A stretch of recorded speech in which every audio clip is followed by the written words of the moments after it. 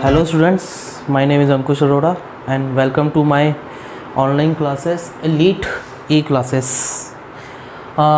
जैसे कि मैंने कल आपको नंबर सिस्टम के अंदर 1.1 एक्सरसाइज करवाई थी, आज मैं आपको उसके आगे का प्रोसीड करूँगा या करवाऊँगा। अब जो है जो हमें पढ़ना है, तो पहली चीज़ जो हमें पढ़नी है वो क्या पढ़नी है? रैशनल नंबर, जिसको हम लोग किससे रिप्रेजेंट करते हैं? क्यू से। लास्ट क्लास में भी मैंने रैशनल नंबर आपको बताया था, फिर बता रहा हूँ क्योंकि इसके आगे हमें प्रोसीड करना है। रैशनल नंबर क्या होता है? जो कि किस फॉर्म में हो? p बाई क्यू फॉर्म में हो। p by Q means p ऊपर न्यूमरेटर और q हमेशा क्या होना चाहिए? डिनोमिनेटर में। और p एंड q आपके दोनों क्या हो? इंटीजर्स हो। ठीक है, इंटीजर्स में पॉजिटिव, नेगेटिव और जीरो सब आ सकते हैं, जैसे कि मैंने आपको बताया था। और मेन बात जो है, जो नीचे वाला जो q है वो इक्वल टू जीरो नहीं होना चाहिए, means q is not equal to zero. ये बेसिक प्रॉपर्टी होती है किसकी? रैशनल नंबर की। इसी के साथ साथ आपका एक और टर्म आता है जिसको हम लोग कहते हैं इरेशनल नंबर। इरेशनल नंबर क्या होता है? ये जो है इरेशनल नंबर, ये p बाई क्यू फॉर्म में नहीं होता है। ध्यान रखना, रैशनल नंबर हमेशा किस फॉर्म में होता है? p बाई क्यू फॉर्म में होता है। इरेशनल नंबर कभी भी p बाई क्यू फॉर्म में नहीं होता है। बाकी प्रॉपर्टी सेम रहती है, p और q दोनों आपके क्या होने चाहिए? इंटीजर होने चाहिए, और q not equal to zero होना चाहिए। ध्यान रखना, rational number p by Q form में होता है, irrational number p by Q form में नहीं होता है। रैशनल नंबर का अगर मैं एग्जांपल दूँ तो देखो, 5/2, 7/5, 10/2 etc। ये आपके क्या है? सारे के सारे रैशनल नंबर के एग्जांपल है। इरेशनल नंबर के जो एग्जांपल होते हैं वो होते हैं आपके, जैसे कि √2, √3, √5। एक और कॉमन टर्म है पाई। पाई जब मैं आपको मेंशुरेशन पढ़ाऊंगा तब बताऊंगा पाई का मतलब क्या होता है। 3.1416 एंड 3.66 बार, ये सारे आपके एग्जांपल किसके हैं? इरेशनल नंबर के हैं। ठीक है, और रैशनल और इरेशनल नंबर का अगर मैं कॉम्बिनेशन लेता हूँ, दोनों को अगर मैं कंबाइन करता हूँ या कॉम्बिनेशन लेता हूँ, तो उसको हम कहते हैं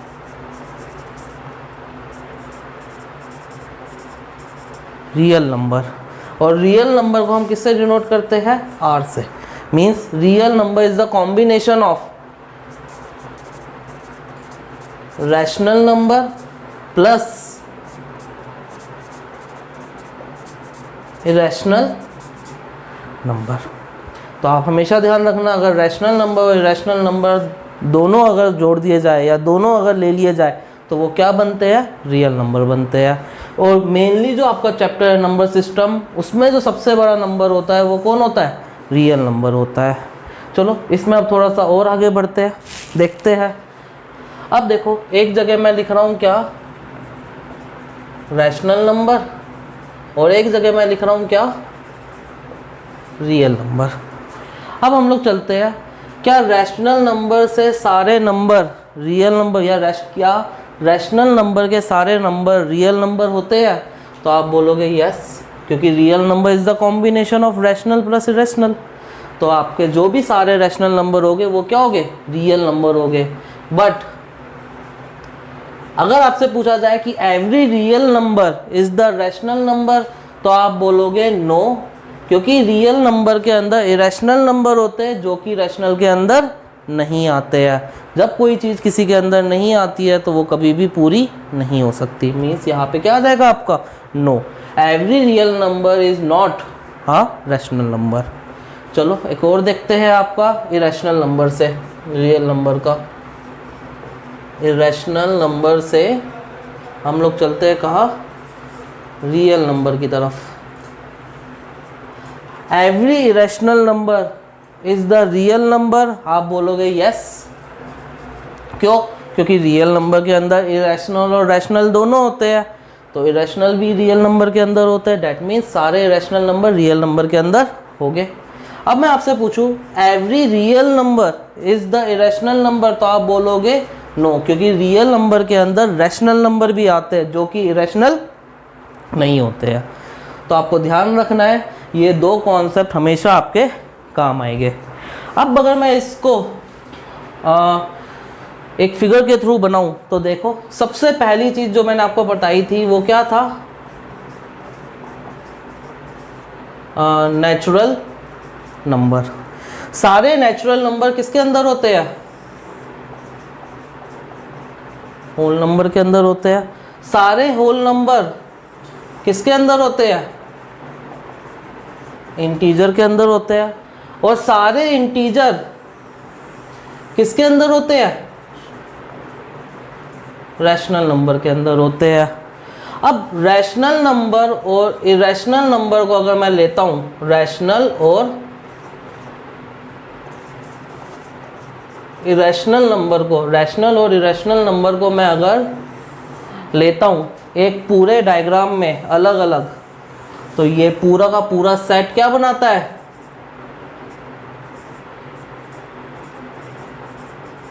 रियल नंबर।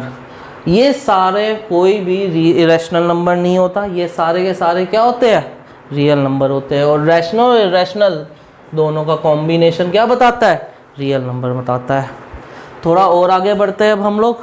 अब आप यहाँ पे देखो दो चीज़ें हैं जो मैं आपको बता रहा हूँ, चलो उसको डिफ्रेंशिएट करते हैं। एक जगह मैं लिख रहा हूँ रैशनल नंबर और एक जगह मैं लिख रहा हूँ इरेशनल नंबर। एक जगह रैशनल है और एक जगह इरेशनल है। आप देखो अगर कोई भी रैशनल नंबर होगा वो बाय डिफ़ॉल्ट क्या होता है, टर्मिनेटिंग होता है। बाय डिफ़ॉल्ट क्या होता है, टर्मिनेटिंग होता है। टर्मिनेटिंग मतलब जो भी लास्ट में रिमाइंडर आएगा वो इज इक्वल टू क्या होगा, ज़ीरो। आप डिवाइड करते जाओ, अगर किसी पॉइंट में भी रिमाइंडर ज़ीरो आ जाए मतलब वो क्या होगा, टर्मिनेटिंग होगा। ठीक है, मतलब टर्मिनेट हो गया, ख़त्म हो गया। आगे देखो इरेशनल नंबर जो बाय नेचर होता है वो क्या होता है, नॉन टर्मिनेटिंग होता है। वो क्या होता है, नॉन टर्मिनेटिंग होता है, मतलब जिसका कभी भी रिमाइंडर ज़ीरो नहीं होता है। आप डिवाइड करते ही चले जाओगे, आपका रिमाइंडर ज़ीरो नहीं आएगा। अब देखो इरेशनल नंबर के अंदर अगर वो नॉन टर्मिनेटिंग है, टर्मिनेटिंग है तो बात ख़त्म। अगर नॉन टर्मिनेटिंग है तो इससे दो हिस्से बनते हैं। एक तो क्या बनता है कि क्या वो जो हम लोग रिमाइंडर या जो हम लोग डिवाइड कर रहे हैं क्या वो रिपीटिंग है या फिर नॉन रिपीटिंग है, या तो रिपीटिंग है या फिर नॉन रिपीटिंग है। और इसका एक और नाम भी होता है जिसको हम लोग कहते हैं क्या, रिकरिंग या फिर नॉन रिकरिंग। अब आप देखो यहाँ पे मैं एक एग्जांपल के थ्रू आपको समझाता हूँ। जैसे कि मैंने यहाँ पे लिखा 3.1414 डॉट डॉट डॉट चल रहा है आपका, तो 3.1414 को मैं और कैसे लिख सकता हूँ, 3.14 के ऊपर बार, मतलब 14141414 ये आपका क्या होता जाएगा, रिपीट होता जाएगा। तो रिपीट होता जाएगा तो उसको हम लोग क्या बोलेंगे, नॉन टर्मिनेटिंग रिपीटिंग नंबर या फिर नॉन टर्मिनेटिंग रिकरिंग नंबर।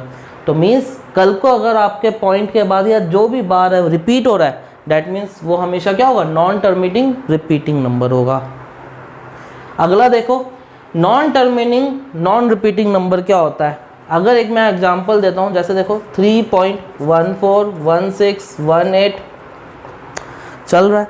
अब देखो पहले 14 आया, फिर 16 आया, फिर 18 आया, कोई भी चीज़ रिपीट नहीं हो रही है, तो इसको हम लोग क्या बोलेंगे, non terminating non repeating number. तो ये आपका क्या था, रिपीटिंग, या मैं ऐसे बोलूँगा नॉन टर्मिनेटिंग रिपीटिंग नंबर, और ये क्या होगा, non terminating non repeating number. Concept समझाने के बाद बच्चों मैं आपको अब एक्सरसाइज करवा रहा हूँ।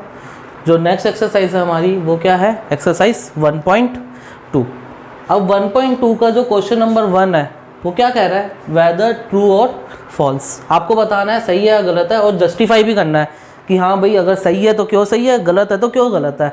ठीक है, जैसे देखो पहला क्वेश्चन, ये सारे क्वेश्चंस मैं आपको अभी समझा दिए थे मैंने आपको कॉन्सेप्ट्स में। Every irrational number is a real number. अच्छा देखो यहाँ पे इरेशनल नंबर जो है और यहाँ पे क्या लिखा है, रियल नंबर। रियल नंबर किसका कॉम्बिनेशन होता है, रैशनल प्लस रैशनल नंबर का प्लस इरेशनल नंबर का। इरेशनल नंबर रियल नंबर किसका कॉम्बिनेशन होता है, रियल नंबर किसका कॉम्बिनेशन होता है, रैशनल नंबर और इरेशनल नंबर। क्या ये सारे इरेशनल नंबर इस रियल नंबर के अंदर आ रहे हैं? आप बोलोगे यस सर, हाँ सर आ रहे हैं, तो आप क्या लिख दोगे, yes every irrational number is a real number, क्योंकि real number is the combination of rational plus irrational. Second question जो है ये बहुत इंपॉर्टेंट है, हमें मेनली समझ ही नहीं आता कि हाँ क्या कहना चाह रहा है question. Every point on the number line. अब देखो नंबर लाइन के अंदर कौन कौन से पॉइंट होते हैं, जैसे ये वाला है, ये देखो every point on the number line. आप एक एक लाइन पढ़ के किया करो सारे question. Every point on the number line means, अब देखो पॉइंट हो सकता है -3 हो सकता है -1 हो सकता है 1 हो सकता है 3 हो, कोई सा भी आपका पॉइंट हो सकता है। ठीक है, अब इधर जो पॉइंट्स होते हैं नंबर लाइन के अंदर वो नेगेटिव भी होते हैं और पॉजिटिव भी होते हैं। मीन्स पॉइंट कौन कौन से होते हैं, नेगेटिव भी होते हैं और पॉजिटिव पॉइंट्स भी होते हैं।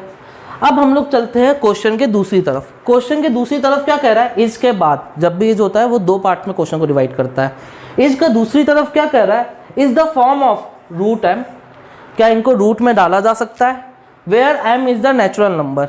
अब देखो रूट m जो है ये क्या है आपका नेचुरल नंबर है। ये जो m है ये आपका क्या है, नेचुरल नंबर। तो एक चीज जो सोचने वाली है, नेचुरल नंबर हमेशा क्या होता है, पॉजिटिव होता है।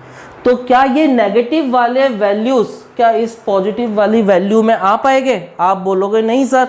जब नहीं आ पाएंगे तो क्या बोलोगे, नो एवरी पॉइंट, क्या बोलोगे आप यहाँ पे, no every point on the number line is not in the form of root m। क्यों?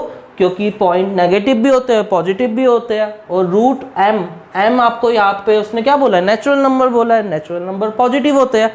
जब सारी पॉजिटिव लेने हैं तो नेगेटिव वाले तो ले नहीं सकते। जब नेगेटिव वाले नहीं ले सकते तो आप इधर क्या बोल दोगे, नो।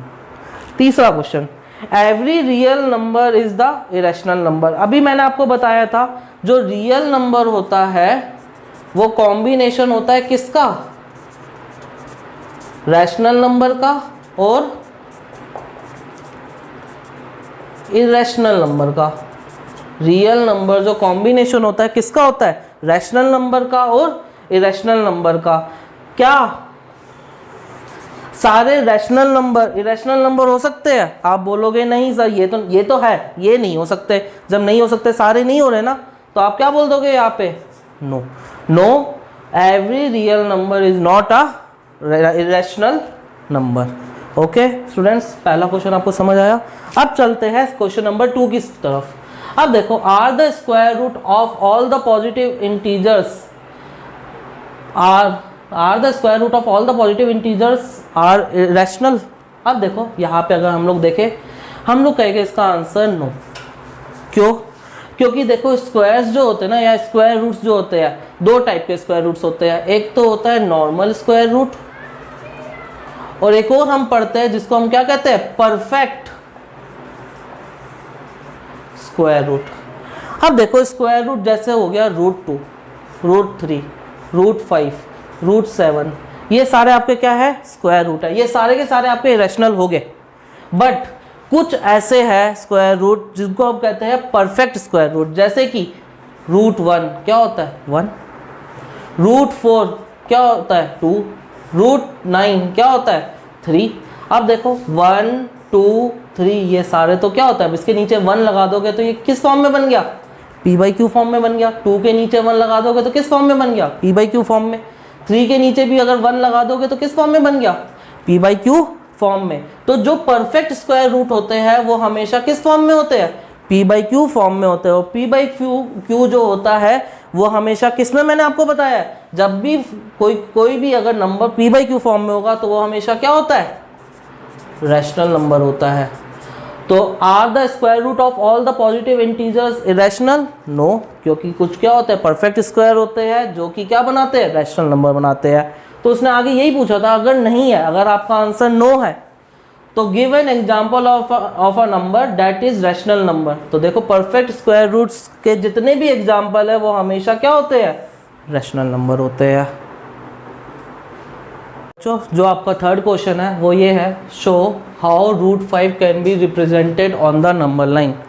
अब रूट 5 को हमें क्या करना है, रिप्रेजेंट करना है किसके अंदर, नंबर लाइन के अंदर। अब नंबर लाइन के अंदर हमें नंबर लाइन बनानी पड़ेगी। तो ये थोड़ा सा नया टाइप का क्वेश्चन है, प्लीज़ थोड़ा सा अच्छे से ध्यान देना। तो सबसे पहले देखो रूट 5 को मैं कैसे लिख सकता हूँ। क्या रूट 5 को मैं इस तरीके से लिख सकता हूँ, रूट के अंदर 4 + 1। तो कभी भी अगर आपको जो भी चीज़ वो बोल रहा है कि रिप्रेजेंट करो, तो आपको हमेशा क्या करना है, अंदर परफेक्ट स्क्वायर रखना है। परफेक्ट स्क्वायर मतलब कैसे, जैसे 4 एक किसका परफेक्ट स्क्वायर होता है, 2 का। 1 किसका परफेक्ट स्क्वायर होता है, 1 का। तो रूट 5 को मैं इस टाइप से भी लिख सकता हूँ, 2 का स्क्वायर प्लस 1 का स्क्वायर। देखो 2 का स्क्वायर 4, 1 का स्क्वायर 1, 4 + 1 रूट 5। तो इसको रूट 5 को तोड़ लो किसमें, परफेक्ट स्क्वायर्स में। अब देखो क्यों तोड़ा जाता है, इसलिए तोड़ा जाता है कि मैं इस क्वेश्चन को पाइथागोरस थ्योरम से सॉल्व कर सकूं। पाइथागोरस थ्योरम क्या कहती है, पाइथागोरस थ्योरम आपकी क्या कहती है कि h = √p² + b²। अब आपको ये चीज़ सेम ही लग रही होगी। देखो कैसे, इधर मैंने क्या रख दिया h, इधर मैंने क्या लिख दिया √p² प्लस या √b² प्लस p²। अब इधर देखो h की वैल्यू कितनी है, √5, b की वैल्यू कितनी है 2, p की वैल्यू कितनी है 1। तो इसको इसलिए ही तोड़ा था कि मैं इस क्वेश्चन को पाइथागोरस थ्योरम से सॉल्व कर सकूं। अब देखो यहाँ पे मैं आपको ये क्वेश्चन सॉल्व करके दिखाता हूँ किस तरीके से हमें ये क्वेश्चन सॉल्व करना है। तो सबसे पहले आप क्या करो, नंबर लाइन कंस्ट्रक्ट करो। सबसे पहले आपको क्या करनी है, नंबर लाइन कंस्ट्रक्ट करनी है। देखो यहाँ पे मैं क्या लिख रहा हूँ, -2 -1 0 1 और यहाँ पे मैंने क्या लिखा, 2 लिखा।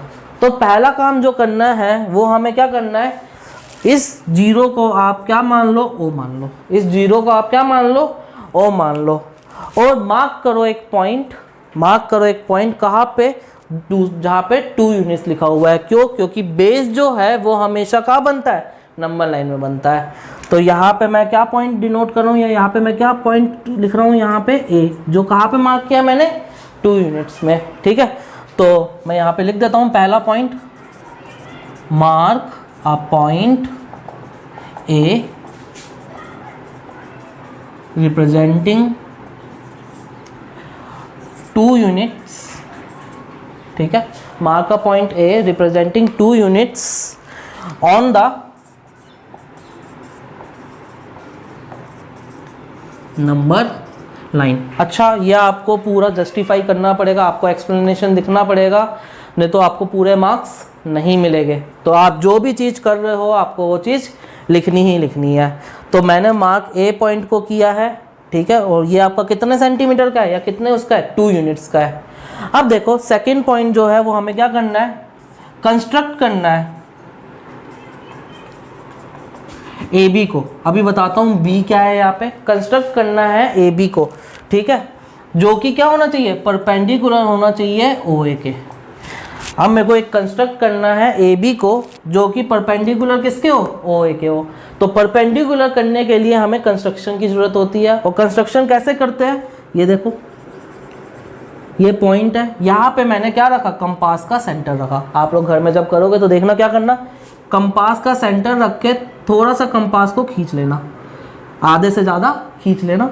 और क्या करना है, आपको एक आर्क बनानी है। कैसे बनाओगे, यहाँ से लेकर यहाँ तक इतना लेके आप यहाँ से क्या बना देना, इस सेंटर से ऐसे आर्क बना देना। पॉइंट आपको क्लियर है। अब लेंथ आपको चेंज नहीं करनी, लेंथ सेम ही रहनी चाहिए पूरे क्वेश्चन में। बस आपने जितना ही लेंथ ली है, अब लेंथ से आप छेड़छाड़, कंपास की लेंथ से आप छेड़छाड़ नहीं करोगे। अब इसी पॉइंट से आपको 2 पॉइंट खींचने हैं। कैसे, एक इधर खींचा और उसी लेंथ में यहाँ से इस जगह खींच दिया। ये देखो ये आपने 2 पॉइंट्स खींच दिए। अब इन 2 पॉइंट्स को आपको इंटरसेक्ट करवाना है। कैसे? देखो यहाँ से ऐसे और इस पॉइंट से ऐसे, ठीक है। इन दोनों पॉइंट्स आप इंटरसेक्ट कर दो तो आपका क्या बनता है? परपेंडिकुलर बन जाता है, ठीक है। अब देखो यहाँ पे परपेंडिकुलर जो है वो आपका कितना है? 1 है। मतलब जो भी आप बी पॉइंट लोगे वो कितने यूनिट का होना चाहिए? 1 यूनिट का होना चाहिए। तो construct A B perpendicular to O A है, और आपको क्या लिखना है? A B is of 1 unit. A B कितने यूनिट का होना चाहिए? 1 यूनिट का होना चाहिए। अब आपको क्या करना है? Third point, join O B. किसको ज्वाइन कर दोगे? ओ बी को। जहां पे भी बी लिखा है उसको किससे ज्वाइन कर दो? ओ से। ये देखो मैंने यहाँ से क्या कर दिया? ऐसे ज्वाइन कर दिया। यहाँ तक सारे बच्चों को क्लियर है? अब देखो फोर्थ पॉइंट क्या है? टेकिंग या टेक ओ ऐसा सेंटर। आपको क्या करना है? ओ को क्या लेना है? ऐसा सेंटर लेना है। ओ को क्या लेना है? आपको ऐसा सेंटर लेना है। And O B is the radius. And O B is the क्या है? आपका रेडियस है। और ये रेडियस आपका कितना है? √5 है। ये देखो h जो होता है हाइपोटेन्यूज वो कितना है आपका? √5। तो आपने क्या किया? OB को क्या ले लिया? रेडियस ले लिया। एंड यहाँ से आपको क्या खींचनी है? आर्क खींचनी है। एंड आपको यहाँ से क्या करना है? ड्रॉ करना है आर्क जो क्या करे? इंटरसेक्ट करे। इंटरसेक्ट करे, intersecting the number line on C. ठीक है। आपको क्या करना है? ये OB एक रेडियस लेना है। ये आपने क्या लिया? यहाँ से लेकर यहाँ तक रेडियस ले लिया। और उसके बाद आपको यहाँ से क्या करनी है? इस रेडियस से आर्क खींचनी है। आर्क कैसे खींचोगे? इसी लाइन जो ये आपने कंपास यहाँ से लेकर यहाँ तक पकड़ा होगा, बस इसको ऐसे करके नीचे ले जाओ। कैसे ले जाओगे नीचे कंपास को? बस यहाँ से लेकर यहाँ तक नीचे ले जाओ। और ये जो पॉइंट होगा ये पॉइंट C होगा। और यही C आपका क्या होगा? √5 होगा। और यही C आपका क्या होगा? √5 होगा, जिसको मैं 5th पॉइंट के थ्रू ऐसे लिख सकता हूँ। ये देखो 5th पॉइंट मैं यहाँ पे लिख रहा हूँ, सॉरी वहाँ पे जगह नहीं है। तो point C represents √5 on the number line.